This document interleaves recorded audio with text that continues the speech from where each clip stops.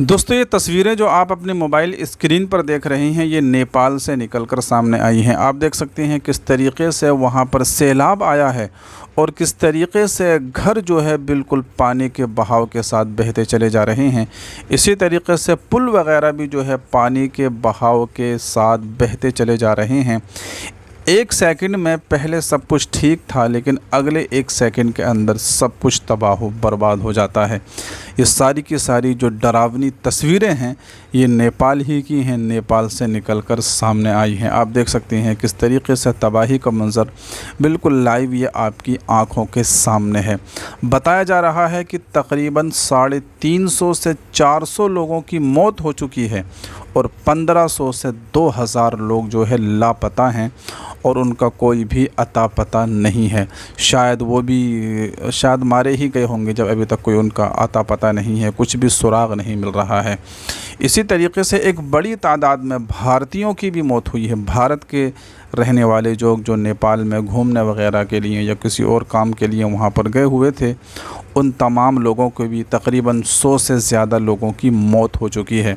और अलग अलग देशों से लोग टहलने के लिए, घूमने के लिए, काम करने के लिए आए हुए थे, तो अलग अलग देशों के भी बहुत सारे लोगों की मौतें हो चुकी हैं। अब इसको क्या कहा जाएगा? यही कहा जाएगा कि ये अल्लाह का अज़ाब है।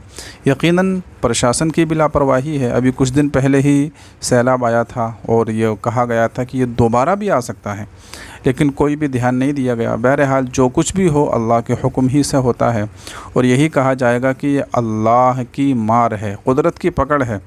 और ख़ास तौर से अभी आपने देखा होगा कुछ दिन पहले नेपाल के अंदर नेपाल के मुसलमानों को किस तरीके से परेशान किया जा रहा था, उनको जो है किस तरीके से उनके साथ ज़्यादतियाँ की जा रही थी और वहाँ पर कुछ लोगों की, कुछ मुसलमानों की मौत भी हो गई थी।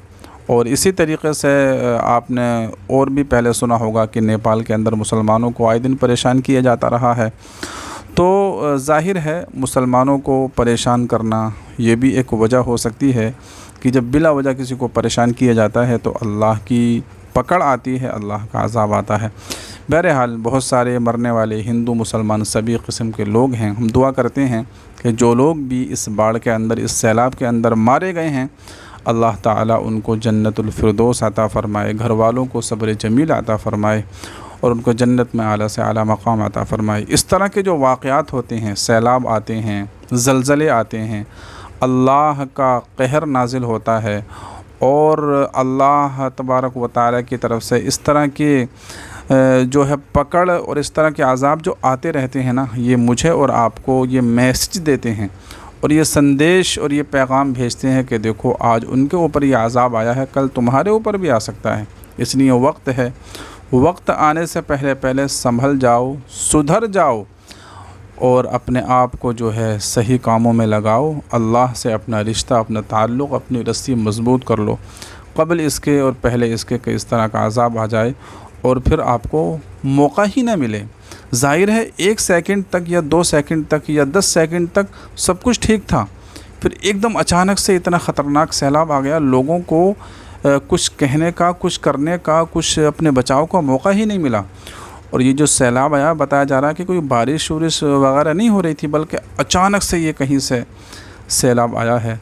ज़ाहिर है इंसान के बस का तो कुछ भी नहीं है, इंसान इतने बड़े सैलाब को कैसे बचा सकता है। तो इसलिए अक्लमंद इंसान वही है कि जो हर वक्त हमेशा अल्लाह तबारक व तआला के पास जाने के लिए तैयार रहें। देखिए इस तरह की आपदा और परेशानियाँ आती रहती हैं और ये सब कुछ तो होता ही रहता है, लेकिन अक्लमंद इंसान वही है जो हर वक्त हमेशा अपने आप को तैयार रखे। दुनिया में रहते हैं, दुनिया के सारे काम काज करने हैं, सब कुछ करना है, लेकिन हमें आखिरत के लिए हमेशा अपने आप को तैयार रखना। कल पर नहीं टालना कि भाई कल से नमाज़ शुरू कर देंगे, कल से हम सारे काम करना शुरू कर देंगे, ऐसा नहीं, आज ही से आपको शुरू करना होगा। बहरहाल ये बड़ा ही ख़तरनाक अज़ाब एक तरह से कहा जा सकता है और ये जो है नेपाल से फिर सुनने में आ रहा है कि ये बिहार की तरफ भी आ सकता है, हिंदुस्तान को भी इससे ख़तरा हो सकता है। तो हमको भी अलर्ट रहना चाहिए, हमको भी जो है चाको चौबंद रहना चाहिए और होशियार रहना चाहिए, कहीं हमारे आसपास भी इस तरह का कोई अज़ाब या सैलाब ना आ जाए। बहरहाल अल्लाह ताला हमारी हिफाजत फ़रमाए, हमको मरते दम तक अल्लाह ताला ईमान पर कायम और दायम रखे। बाकी आप इस सिलसिले में क्या कहना चाहेंगे, आपकी क्या राय है, कमेंट करके बताइएगा। वीडियो को लाइक करके शेयर कीजिएगा। आप हमारी ये वीडियो कहाँ से देख रहे हैं, अपने ज़िले का नाम, जगह का नाम, अपने इलाके का नाम कमेंट बॉक्स में ज़रूर लिख कर जाइएगा। दुआओं की गुजारिश है। अस्सलामु अलैकुम व रहमतुल्लाह।